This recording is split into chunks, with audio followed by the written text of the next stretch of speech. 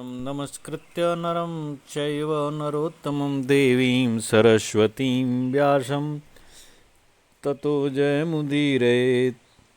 नमोऽस्तु ते व्यासविशालबुद्धे फुल्लारविन्दायतपत्रनेत्र येन त्वया भारततैलपूर्णः प्रज्वालितो ज्ञानमयः प्रदीपः प्रपन्नपारिजाताय तोत्रवैत्रैकपाणये ज्ञानमुद्राय कृष्णाय गीतामृतदुहे नमः। वसुदेवसुतं देवं कंसचाणूरमर्दनं देवकी परमानन्दं कृष्णं वन्दे जगद्गुरुं। मूकं करोति वाचालं पङ्गुं लङ्घयते गिरिं यत्कृपातमहं वन्दे परमानन्दमाधवम्। लेत सदा सुदीन की सहज दया के धाम, जननी जनक राजेश के प्रभु श्री सीताराम। षोडशाधिक शततमोध्याय कार्तवीर्योपाख्यान का यह प्रसंग पिता की आज्ञा से परशुराम जी का अपनी माता का मस्तक काटना और उन्हीं के वरदान से पुनः जिलाना, परशुराम जी द्वारा कार्तवीर्य अर्जुन का वध और उसके पुत्रों द्वारा जमदग्नि मुनि की हत्या। अकृत व्रणवाच सवेदाध्ययने युक्तो जमदग्निर्महातपाः तपस्तेपे ततो देवान् नियमाद वशमानयत्। अकृतव्रण कहते हैं, राजन महातपस्वी जमदग्नि ने वेदाध्ययन में तत्पर होकर तपस्या आरंभ की। तदनंतर शौच संतोष आदि नियमों का पालन करते हुए उन्होंने संपूर्ण देवताओं को अपने वश में कर लिया। अब यहाँ जो श्लोक है उसमें अंतिम लाइन है तपस्तेपि ततो देवान नियमाद वशमानयत। तो यहाँ कहीं कहीं पर देवान की जगह वेदान का पाठ मिलता है। उक्त दशा में यह अर्थ होता कि वेदों को वश में कर लिया, परंतु वेदों को वश में करने की बात असंगत लगती है। परंतु वेदों को वश में करने का अर्थ वेदों में निष्णात होना है। देवताओं को वश में करने ही सुसंगित सामान्य लौकिक ढंग से जान पड़ता है। इसीलिए गीता प्रेस में देवान पाठ रखा गया है। कश्मीर की देवनागरी लिपि वाली हस्तलिखित पुस्तक में यहाँ 3 श्लोक अधिक मिलते हैं और उसमें उनसे भी देवान पाठ का ही समर्थन होता है। वे श्लोक हैं तम तप्यमानं ब्रह्मर्षियुचुर्देवाः सबान्धवाः किमर्थं तप्यसे ब्रह्मन् कः कामः प्रार्थितस्तव। एवमुक्तः प्रत्युवाच देवान् ब्रह्मर्षि सत्तम स्वर्गहेतोस्तपस्तप्ये लोकांश्च स्युर्ममाक्षया। तच्छ्रुत्वा वचनं तस्य तदां देवास्तमुचिरे नासन् ततेर्भवेल्लोक कृत्वा धर्मशतान्वपि। स श्रुत्वा वचनं तेषां तिरसां कुरुद्वः। तो इनसे स्पष्ट है कि देवताओं ने प्रकट होकर के वरदान दे दिया है।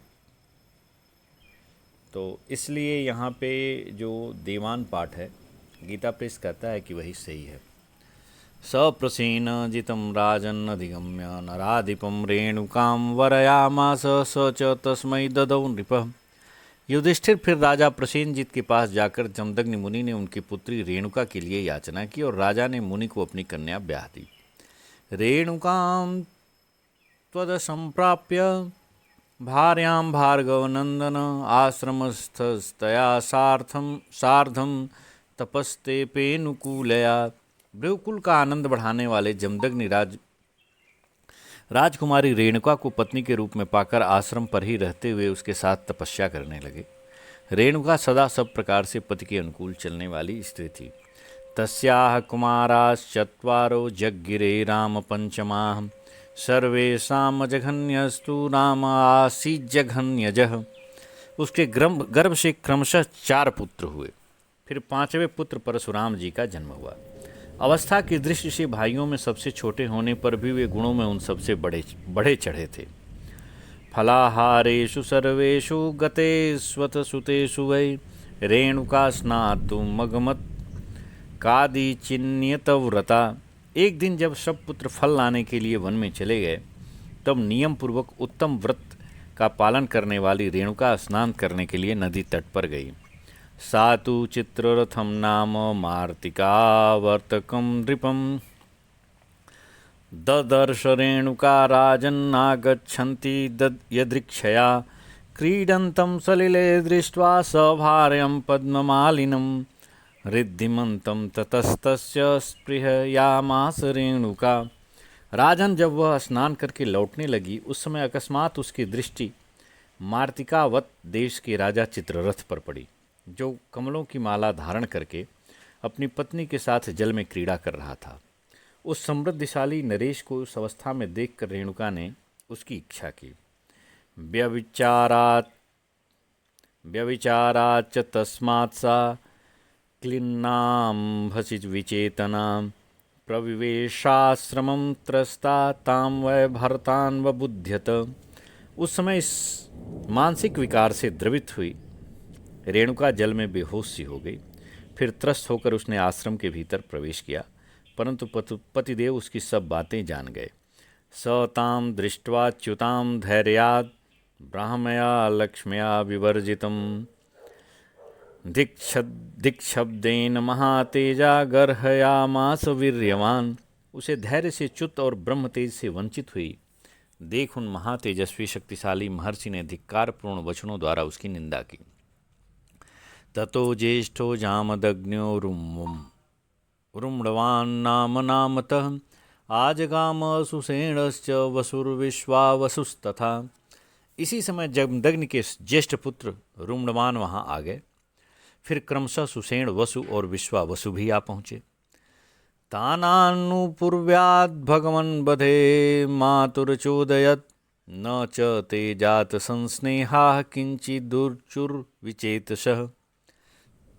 भगवान जमदग्नि ने बारी बारी से उन सभी पुत्रों को यह आज्ञा दी कि तुम अपनी माता का वध कर डालो, परंतु मातृ स्नेह उमड़ आने से वे कुछ भी बोल न सके, बेहोश से खड़े रहे। ततः शशाप तान क्रोधात् ते सप्ताश्चेतनां जहुः मृगपक्षी सधर्माण क्षिप्रमासंजडोपमा। तब महर्षि ने कुपित हो उन सब पुत्रों को शाप दे दिया। शापग्रस्त होने पर वे अपनी चेतना अर्थात विचार शक्ति खो बैठे और तुरंत मृग एवं पक्षियों के समान जड़ बुद्धि हो गए। ततो रामोऽभ्ययात् पश्चादाश्रमं परवीरः तमुवाच महाबाहुर्जमदग्निर्महातपा। तदनंतर शत्रु पक्ष के वीरों का संहार करने वाले परशुराम जी सबसे पीछे आश्रम पर आए। उस समय महातपस्वी महाबाह जमदग्नि ने उनसे कहा, जहि मां मातरं पापां मा च पुत्र व्यथां कृथा तत् आदाय परशुं रामो मातुः शिरो हरत। बेटा, अपनी इस पापिनी माता को अभी मार डालो और इसके लिए मन में किसी प्रकार का खेद न करो। तब परशुराम जी ने फरसा लेकर उसी क्षण माता का मस्तक काट डाला। ततस्तस्य महाराज जमदग्नेर्महात्मनः कोपोऽभ्यगच्छत् सहसा प्रसन्नश्चाब्रवीदिदम्। महाराज, इससे महात्मा जमदग्नि का कोप सहसा शांत हो गया और उन्होंने प्रसन्न होकर कहा, ममेदं वचनात्तात कृतं ते कर्म दुष्करं वृणीष्व कामान् धर्मज्ञ यावतो वाञ्छसे हृदा सवव्रे मातुरुत्थानं स्मृतिं च वधस्य वै पापेन तेन चास्पर्शं भ्रातॄणां प्रकृतिं तथा अप्रतिद्वन्द्वतां युद्धे दीर्घमायुश्च भारत ददौ च सर्वान् कामांस्तान् जमदग्निर्महातपा। तात, तुमने मेरे कहने से यह कार्य किया है जिसे करना दूसरों के लिए बहुत कठिन है। तुम धर्म के ज्ञाता हो, तुम्हारे मन में जो जो कामनाएं हों उन सब को मांग लो। तब परशुराम जी ने कहा, पिताजी, मेरी माता जीवित हो उठें, उन्हें मेरे द्वारा मारे जाने की बात याद न रहे, वह मानस पाप उनका स्पर्श न कर सके और मेरे चारों भाई स्वस्थ हो जाएं, युद्ध में मेरा सामना करने वाला कोई न हो और मैं बड़ी आयु प्राप्त करूं। भारत महातपस्वी जमदग्नि ने वरदान देकर उनकी वे सभी कामनाएं पूर्ण कर दीं। कदाचित् तु तथैवास्य विनिष्क्रान्ताः सुताः प्रभो अथानुपपतिर्वीरः कार्तवीर्योऽभ्यवर्तत। युधिष्ठिर, एक दिन इसी तरह उनके सब पुत्र बाहर गए हुए थे। उसी समय अनूप देश का राजा कार्तवीर्य अर्जुन उधर आ निकला।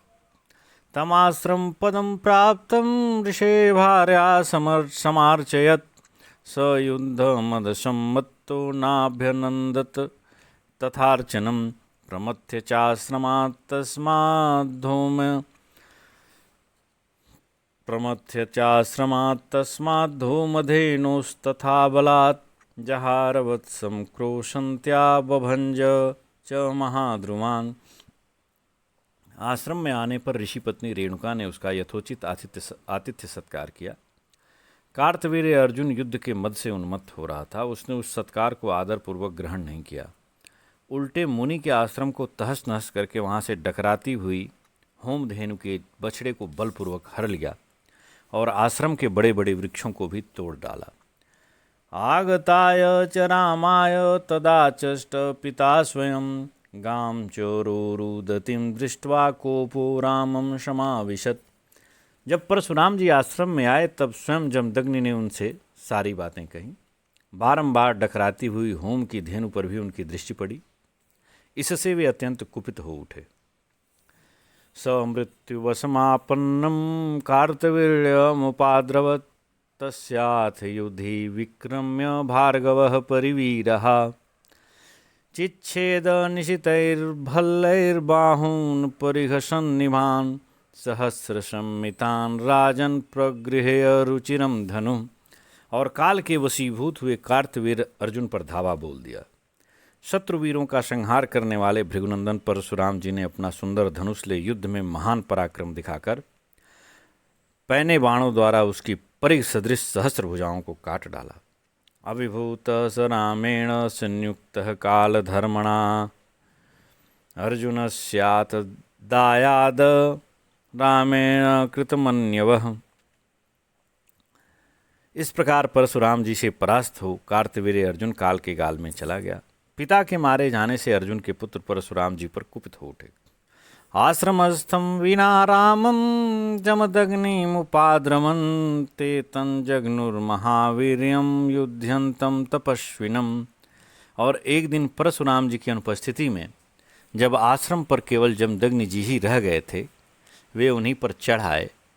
यद्यपि यमदग्नि जी महान शक्तिशाली थे तो भी तपस्वी ब्राह्मण होने के कारण युद्ध में प्रवृत्त नहीं हुए। इस दशा में भी कार्तवीर्य के पुत्र उन पर प्रहार करने लगे।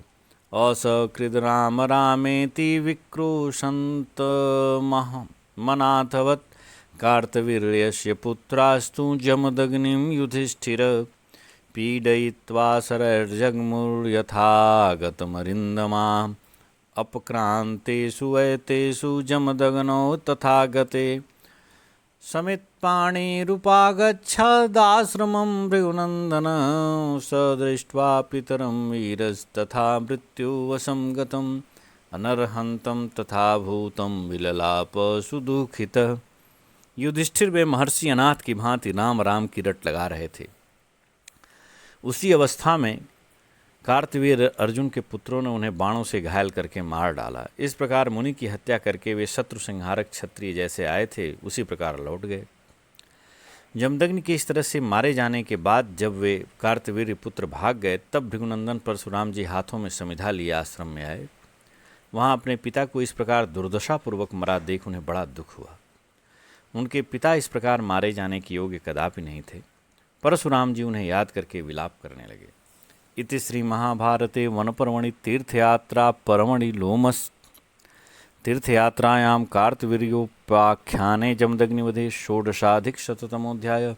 इस प्रकार श्री महाभारत वन पर्व के अंतर्गत तीर्थयात्रा पर्व में लोमस तीर्थयात्रा के प्रसंग में कार्तवीर्योपाख्यान में जमदग्नि वध विषयक 116वां अध्याय पूरा हुआ। सप्तदशाधिकशततमोऽध्याय।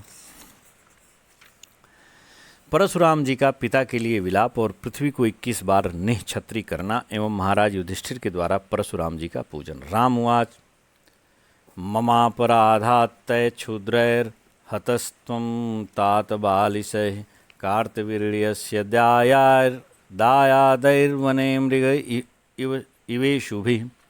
परशुराम जी बोले, हाँ तात, मेरे अपराध का बदला लेने के लिए कार्तवीर्य के उन नीच और पामर पुत्रों ने वन में बाणों द्वारा मारे जाने वाले मृग की भांति आपकी हत्या की है। धर्मज्ञस्य कथम तात वर्तमानस्य सत्पथे मृत्युरेवं विधो युक्त सर्वभूतेष्वनागशः। पिताजी, आप तो धर्मज्ञ होने के साथ ही सन्मार्ग पर चलने वाले थे, कभी किसी भी प्राणी के प्रति कोई अपराध नहीं करते थे, फिर आपकी ऐसी मृत्यु कैसे उचित हो सकती है। किम नु तैर्न कृतं पापं यैर्भवांस्तपसि स्थितः अयुध्यमानो वृद्धः संहतः सरशतैः स्थितैः। आप तपस्या में संलग्न युद्ध से विरत और वृद्ध थे, तो भी जिन्होंने सैकड़ों तीखे बाणों द्वारा आपकी हत्या की है, उन्होंने कौन सा पाप नहीं किया है। किम नुते तत्र वक्ष्यन्ति सचिवेषु सुहृत्सु च अयुध्यमानं धर्मज्ञम् एकं हत्वा न पत्रपाः। वे निर्लज्ज राजकुमार युद्ध से दूर रहने वाले आप जैसे धर्मज्ञ एवं असहाय पुरुष को मारकर अपने सुहृदों और मंत्रियों के सामने क्या कहेंगे। विलप्यैवं शकरुणं बहुनानाविधं नृप प्रेतकार्याणि सर्वाणि पितुश्चक्रे महातपाः ददाह पितरं चाग्नौ रामः परपुरञ्जयः प्रतिजज्ञे वधं चापि सर्वक्षत्रस्य भारत। राजन, इस प्रकार भांति भांति से अत्यंत करुणाजनक विलाप करके शत्रुओं की राजधानी पर विजय पाने वाले महातपस्वी परशुराम जी ने अपने पिता के समस्त प्रेत कर्म किए। भारत, पहले तो उन्होंने विधिपूर्वक अग्नि में पिता का दाह संस्कार किया, तत्पश्चात संपूर्ण क्षत्रियों के वध की प्रतिज्ञा की। संक्रुद्धोति बलः शंखे शस्त्रमादाय वीर्यवान् जग्निवान् कार्तवीर्यस्य सुताने कौन्तकोपमः। अत्यंत बलवान एवं पराक्रमी परशुराम जी क्रोध के आवेश में साक्षात यमराज के समान हो गए। उन्होंने युद्ध में शस्त्र लेकर अकेले ही कार्तवीर्य के सब पुत्रों को मार डाला। तेषां चानुगता ये च क्षत्रियाः क्षत्रियर्षभ तांश सर्वान्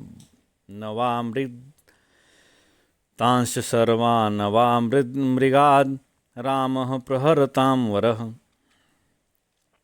क्षत्रिय शिरोमणि उस समय जिन जिन क्षत्रियों ने उनका साथ दिया, उन सबको भी योद्धाओं में श्रेष्ठ परशुराम जी ने मिट्टी में मिला दिया। त्रिसप्त कृत्वा पृथ्वीं कृत्वा निःक्षत्रियां प्रभु समंत पंचके पंच चकार रुधिर ह्रदान।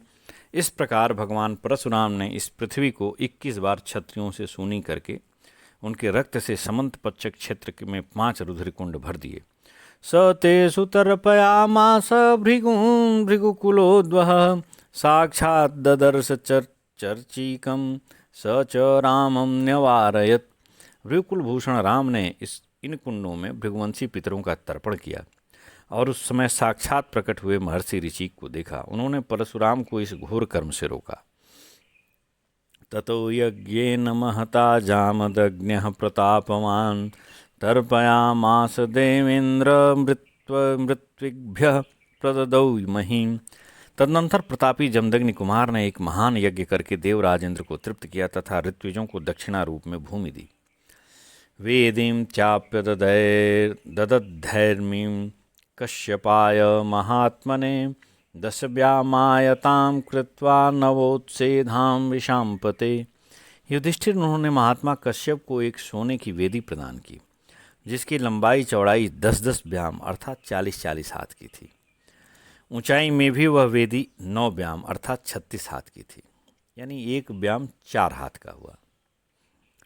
तां कश्यपस्यानुमते ब्राह्मणाखण्डसस्तदा व्यभंजस्ते तदा राजन प्रख्याता खांड वायना। राजन, उस समय कश्यप जी की आज्ञा से ब्राह्मणों ने उस स्वर्ण वेदी को खंड खंड करके बांट लिया, अतः वे खांड वायन नाम से प्रसिद्ध हुए। सप्रदाय मही तस्मै कश्यपाय महात्मने अस्मिन् महेंद्रे शैलेंद्र वसत्यम इति विक्रमः। इस प्रकार सारी पृथ्वी महात्मा कश्यप को देकर अमित पराक्रमी परशुराम जी इस पर्वतराज महेंद्र पर निवास करते हैं। एवं वैरम भूतस्य क्षत्रियैर्लोकवासिभिः पृथ्वी चापि विजिता रामेणामित तेजसा। इस तरह उनका संपूर्ण जगत के क्षत्रियों के साथ वैर हुआ था। उसी समय अमित तेजस्वी परशुराम जी ने सारी पृथ्वी जीती थी। वैशंपायनवाच ततश्चतुर्दशीं रामः समयेन महामनाः दर्शयामास तान् विप्रान् धर्मराजं च सानुजम्। वैशंपायन जी कहते हैं, तदनंतर चतुर्दशी तिथि को निश्चित समय पर महामना परशुराम जी ने उस पर्वत पर रहने वाले उन ब्राह्मणों तथा भाइयों सहित युधिष्ठिर को दर्शन दिया।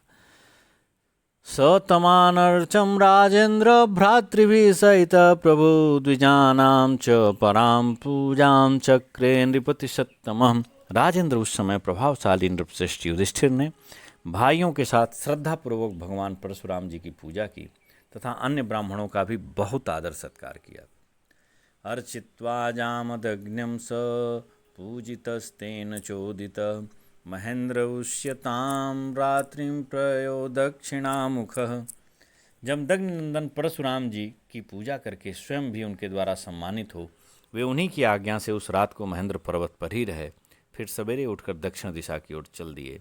इति श्री महाभारते वन पर्वणि तीर्थयात्रा पर्वणि लोमस तीर्थयात्रायां कार्तवीर्योपाख्याने सप्तदशाधिक-शतमोऽध्याय। इस प्रकार श्री महाभारत वन पर्व के अंतर्गत तीर्थयात्रा पर्व में लोमस तीर्थयात्रा के प्रसंग में कार्तवीर्योपाख्यान विषयक 117वां अध्याय पूरा हुआ। जय श्री कृष्ण।